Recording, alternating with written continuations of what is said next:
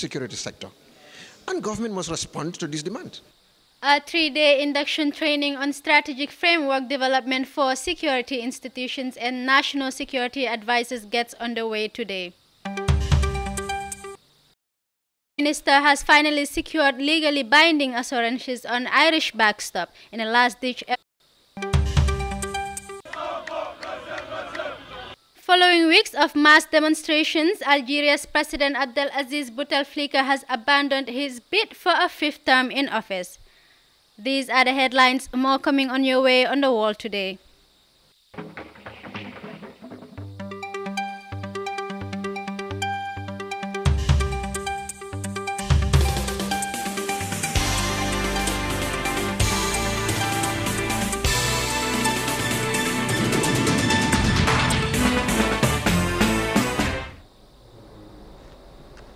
It's 10:30 p.m. in Istanbul, 11:30 a.m. in Washington State, 19:30 GMT here in the Gambia. You're watching the World Today Evening Bulletin.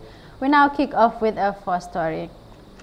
A 3-day induction training course for Gambia security institutions gets underway today at Ocean Bay Hotel in Kololi, organized by the Ministry of Interior in collaboration with the United Nations Development Program UNDP.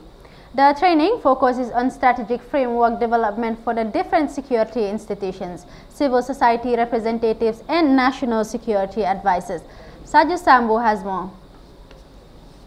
The Ministry of Interior, in collaboration with the United Nations Development Program UNDP, today started a 3-day induction training course on strategic framework development for the diverse security institutions, civil society reps, and national security advisors to the President. The induction course training is meant to harmonize the understanding of the participants and thereby enhance their collective capacity to develop high-quality national security strategy and the security sector reform strategy in the shortest possible time. The development of the national security strategy to implement the national security policy as well as the SSR strategy to implement the findings and recommendations of the SSR assessment report, with a view to reform the security sector, bearing in mind that the President Adama Barrow recognized the need for a critical national security capability to give the sovereignty of our dear country. The special advisor to the President, Mai Ahmed Fadi, who officially opened the training, said in an interview, because this is the first security reform of the nation, the very own people in the process of this strategy must be involved. This is the first of its kind in the history of this country. We've never had a national security policy. And the very people who are going to be implementing that policy must be involved in the development of the strategy so that they know what the strategy is about from inception, and because they themselves would have participated in the formulation of that strategy. And that is why we thought it absolutely essential to bring all of the security institutions, but also civil society, to work together during this induction period to achieve the strategies, the methods of developing a security strategy. At the end of the 3 days, they would have been empowered, given the ability on how to formulate a strategy, a national security strategy. And, this will lead towards a comprehensive understanding of what the plans are with regards to the SSR, and also how to implement this. According to the special advisor, Mai Fati, the strategic security reform is targeting all the security institutions in the country without the direct involvement of government. We are targeting security institutions. For example, in the case of the Ministry of Interior, all of the 5 security institutions, the Drug Law Enforcement Agency, the Immigration Department, the Police Force, the Fire and Rescue Services, and certainly the Gambia Police Force. And we're also talking about the NIA, which is going to be transformed into SIS. Of course, the Gambia Armed Forces as well. All these are security institutions that serve to keep this country secure and stable. So it is important that they're all here. So they can also build teamwork and synergy in the formulation of an effective, a robust and workable national security strategy. When asked about how fast the government is willing to see the reform security take place, Mai Fati stressed in the shortest possible time as the nation is tired of excuses. Gambians are saying they want a reformed security sector, and government must respond to this demand. This is why we must accelerate the process, and that's why everybody must be enthused. We cannot allow excuses any longer.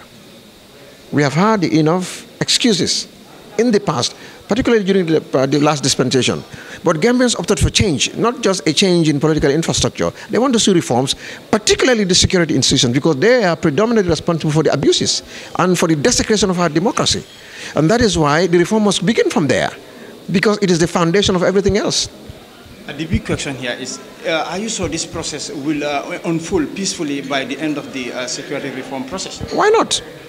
Why not? Yes, absolutely. Why not? This process is going to work. It is going to succeed. Like I indicated, there is no other option.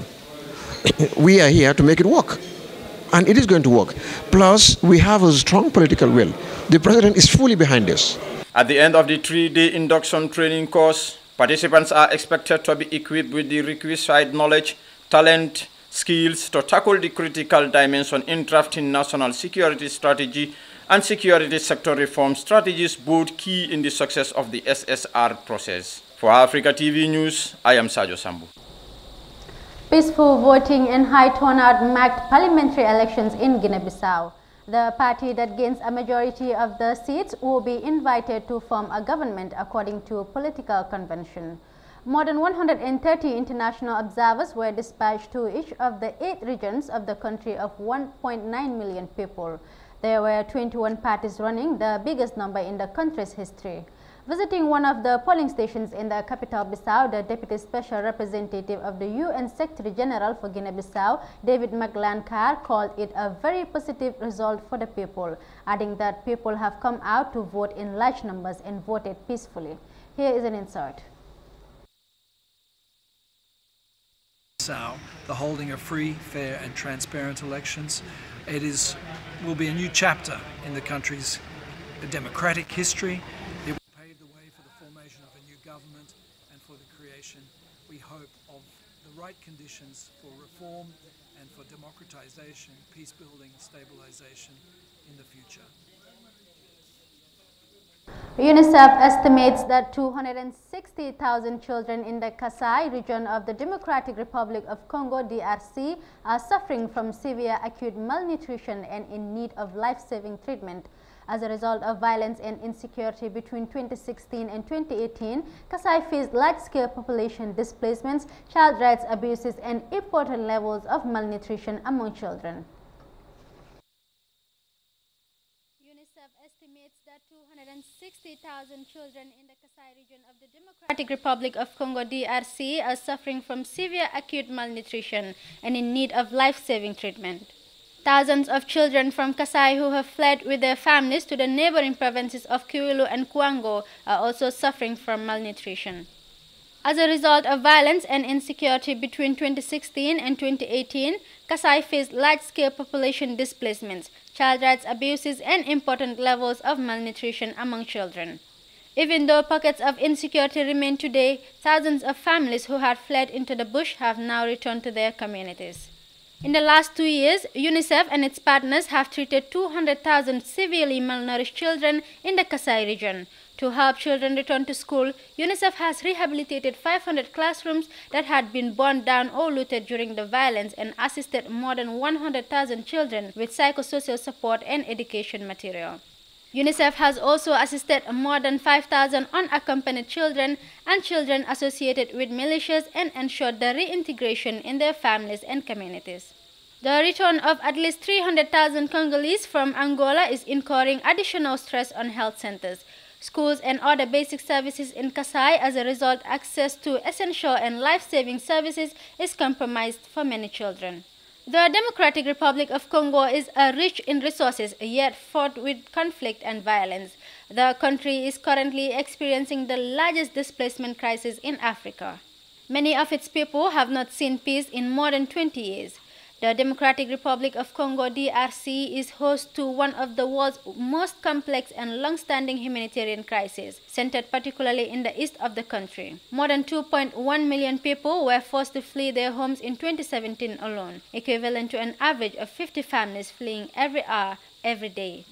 Weak governance, a lack of infrastructure, and stunted economy coupled with 2 decades of conflict have led to one of the most ignored and forgotten crises in the world. That's why we are there to help.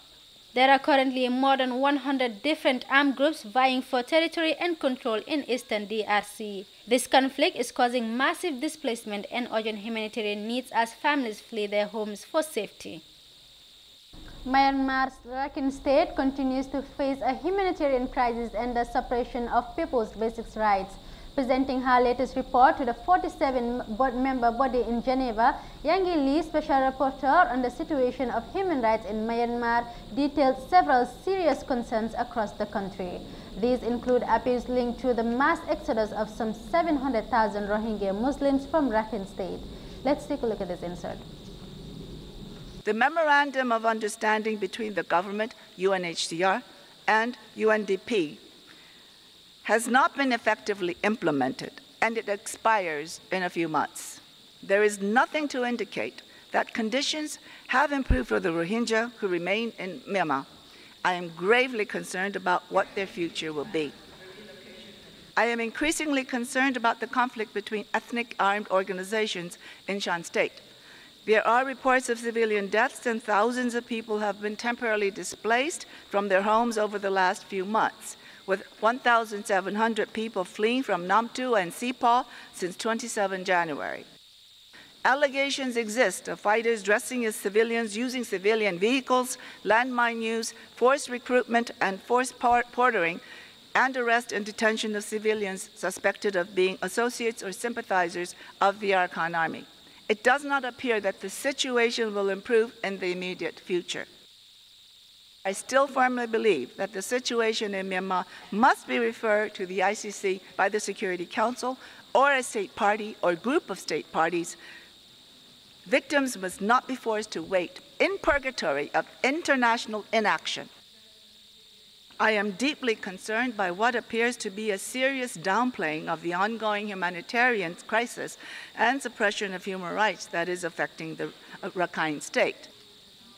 Revenues from natural resource extraction are needed for vital services and development being diverted to the military and its allies undermines the civilian government, democratic reforms, the peace process, sustainable development, and realization of rights.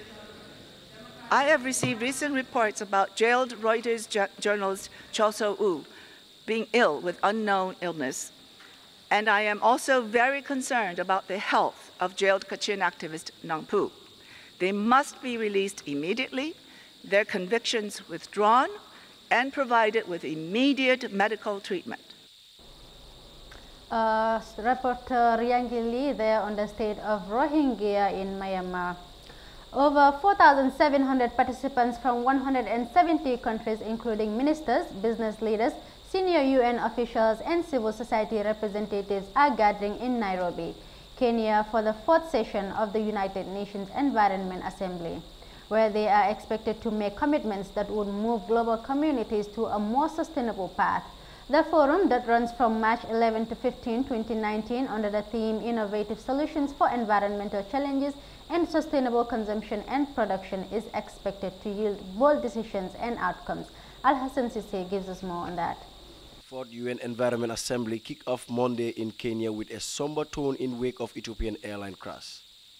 World leaders, scientists, and environmentalists gathered in Nairobi at the United Nations Environment Headquarters started the day by observing several minutes of silence for the 157 people on board the plane who died Sunday.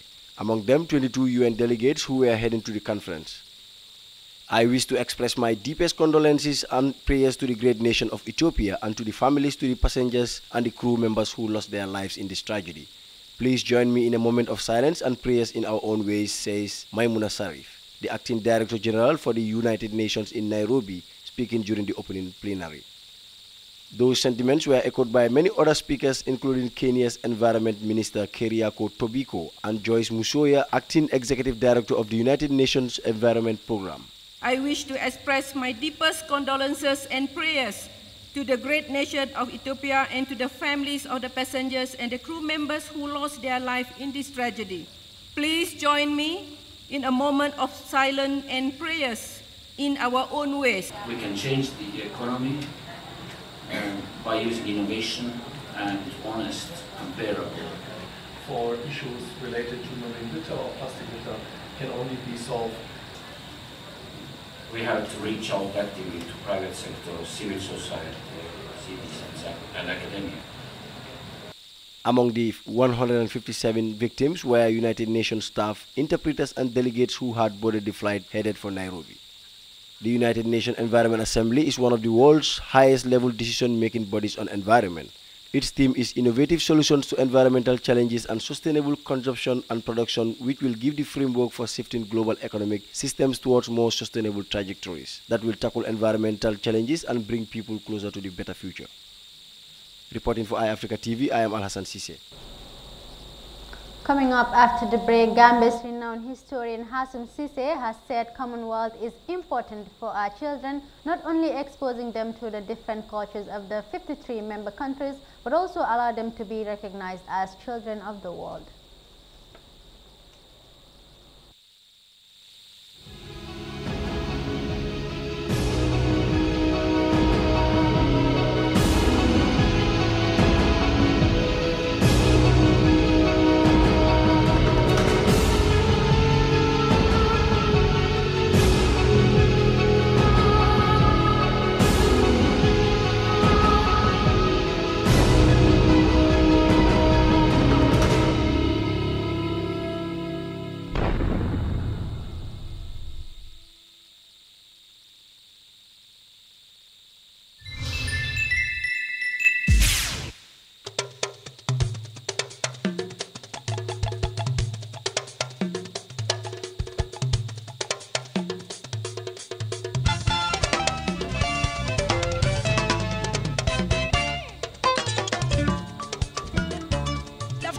Serikali sulo ye mako ya rakiranye anini peri terminal auto ye je rakiranye ani moto ba ko wamuna problemoti ani ngani yonye yele nyoe nganye mbali tota ngasikanye marse ko ngatanga ta fay ba ko te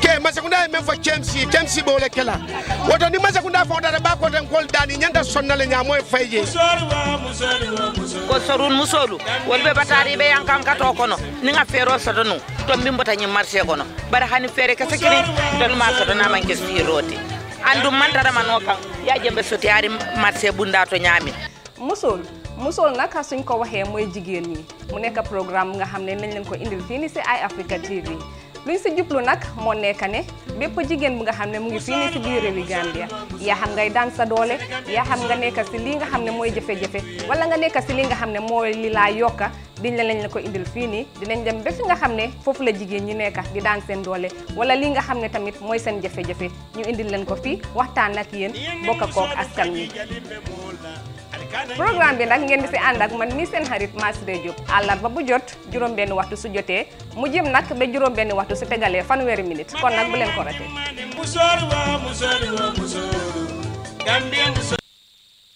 Welcome back. We remind you that you're watching the World Today Evening Bulletin. Let's now take a look at the remaining stories. Following weeks of mass demonstrations, Algeria's President Abdelaziz Bouteflika has abandoned his bid for a fifth term in office.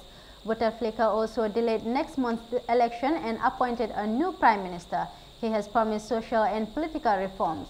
The president also said a national conference will be held by the end of the year to schedule an election and a draft new constitution.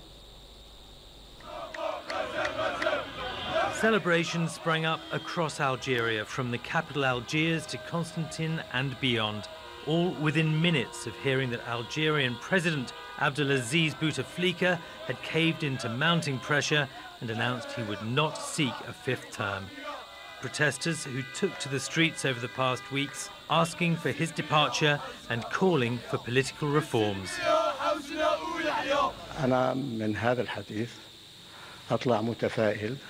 I am optimistic that the voice of the people, and especially young people, has been heard, and that this paves the way for a new and constructive period that can solve many of our problems. I believe that the young people who took to the streets in cities around the country acted responsibly, which impressed people both locally and abroad. We must continue and work together with this responsibility with full mutual respect and turn this crisis into a constructive process. But Bouteflika will continue to run the country for the time being. He's reshuffled his government, appointing his Interior Minister Noureddine Badoui as Prime Minister and his advisor Ramtam Lamamra as his deputy. The army chief, General Ahmad Gaid Salah, retains his post. Bouteflika has outlined a series of steps which he hopes will shape Algeria's future, such as launching a national dialogue on reforming the state's institutions and drafting a new constitution. But it's unclear if Bouteflika's decisions will contain the anger of the anti-government movement. Key opposition figures were either banned by the Constitutional Council from running against the president or pulled out of the race, describing the April election as a farce. As the Brexit is working on a falling bridge, Prime Minister Theresa May and European Union Commission President Jean-Claude Juncker have agreed to legally binding assurances on Irish backstop in a last-ditch effort to persuade Parliament to back her exit deal. The backstop is an insurance policy aimed at avoiding controls on the sensitive border between the British province of Northern Ireland and EU member Ireland, though some British lawmakers worry it could trap the United Kingdom in the EU's orbit indefinitely. Speaking in a press conference, Jean-Claude Juncker said the backstop is an insurance policy that shall not be used as a trap and has legal forces with full respect for guidelines of the European Court. This instrument provides meaningful clarifications and legal guarantees on the nature of the backstop. The backstop is an insurance policy, nothing more, nothing less. The intention is not for it to be used, like in every insurance policy. And if it were ever to be used, it will never be a trap. The instrument which sets out these details has legal force, while fully respecting the guidelines of the European Council. The guidelines the European Council has unanimously agreed. It complements the withdrawal agreement without reopening. The Taoiseach would be prepared to back this approach in the interest of an overall deal.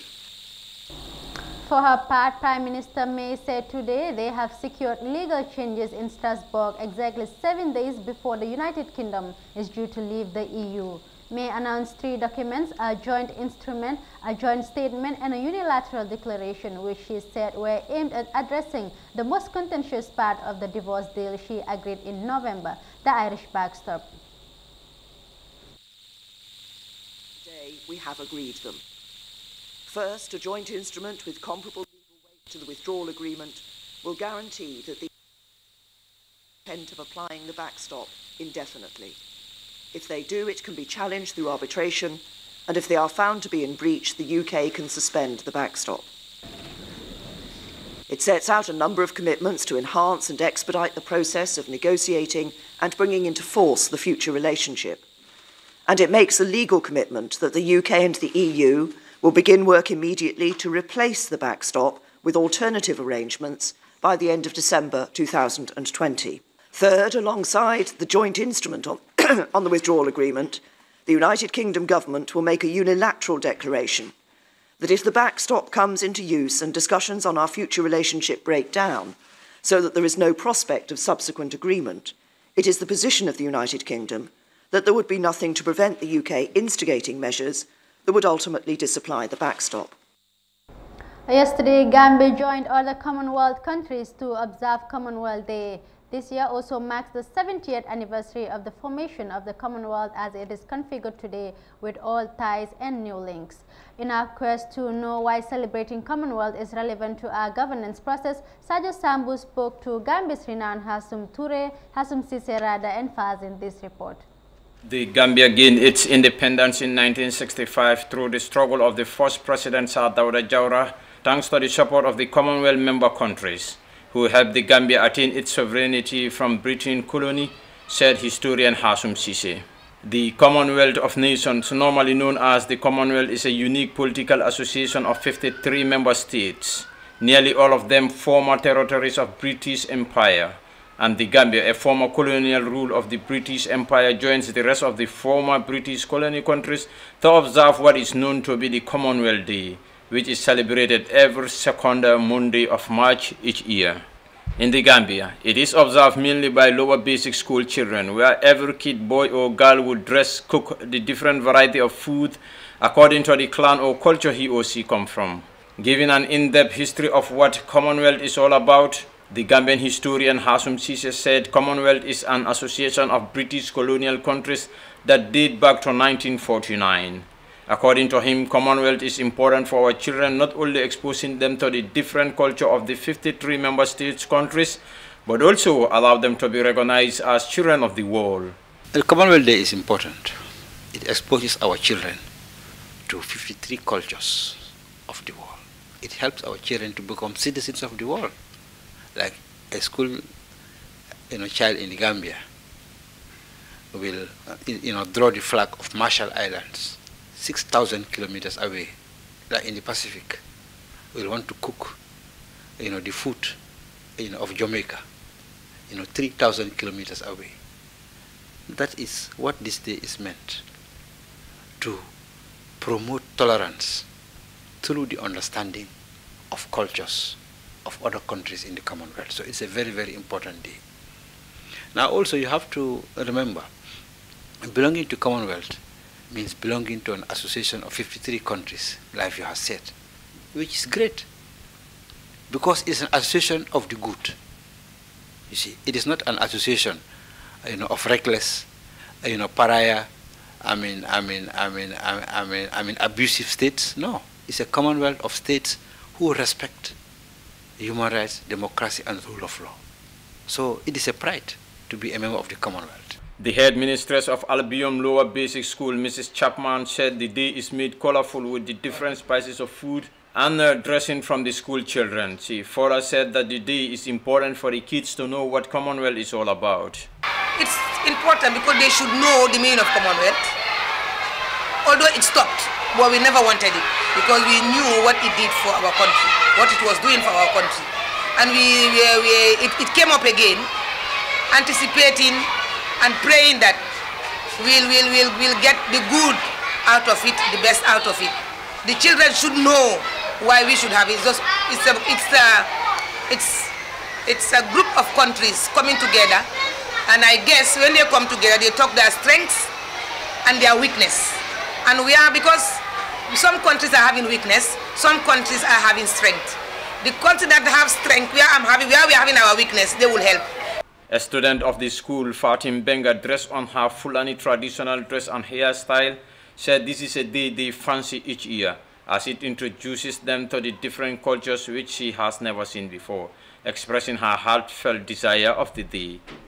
You're dressing so nice, so everyone is enjoying.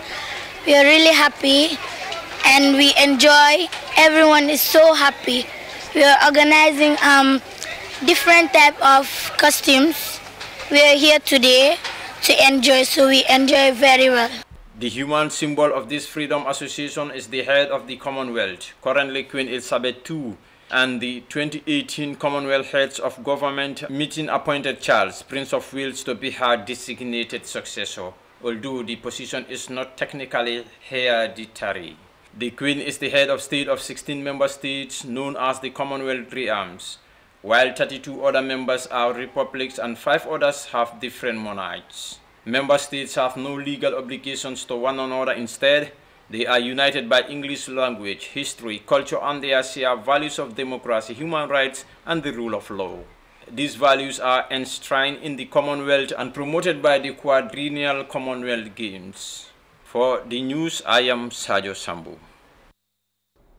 People around the world are mourning the loss of their loved ones after an Ethiopian Airlines passenger jet on Sunday crashed en route to Nairobi from Addis Ababa, killing all 157 people on board. Tears of grief were shared on Monday as pilots, flight attendants, and other staff of Ethiopian Airlines paid their respects to 8 crew members of the crashed ET302 flight that left all 157 people on board dead. Al Hassan Sise has more. Tears of grief were shed on Monday as pilots, flight attendants and other staff of Ethiopian Airlines paid their respect to 8 crew members of the crashed ET-302 flight that left all 157 people on board dead.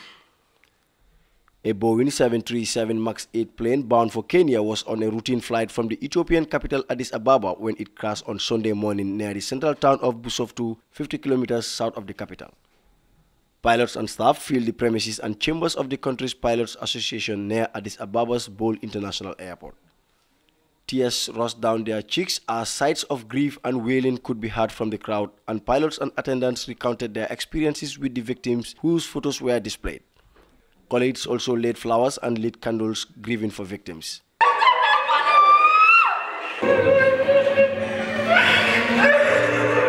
Meanwhile, Ethiopian Airlines said on the same day that it has decided to ground its Boeing 737-8 MAX fleet after one of the planes crashed a day earlier, killing all 157 people on board. Reporting for Eyeafrica TV, I am Alhassan Sise. Well, viewers, that's all we have for you on the World Today Evening Bulletin. For more on these and other stories, log on to our website, eyeafrica.tv. I am Fatoumata Jaju. Bye for now.